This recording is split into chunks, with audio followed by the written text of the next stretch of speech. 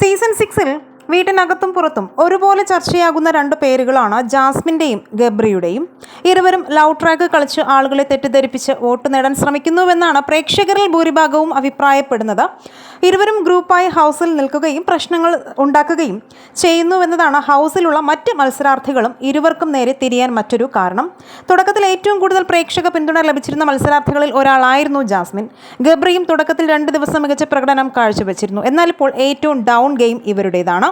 എന്നാൽ ഇപ്പോൾ അറിയാൻ സാധിച്ച വാർത്തയനുസരിച്ച് ജാസ്മിൻ ഷോയിൽ നിന്നും ക്വിറ്റ് ചെയ്ത് പോയതായിട്ടാണ് റിപ്പോർട്ടുകൾ. അതിൽ എത്രത്തോളം സത്യമുണ്ടെന്ന് വ്യക്തമല്ല. പേഴ്സണൽ പ്രശ്നത്തിൻ്റെ പേരിലാണ് ജാസ്മിൻ മത്സരം ക്വിറ്റ് ചെയ്ത് പോയതെന്നും റിപ്പോർട്ടുകളുണ്ട്.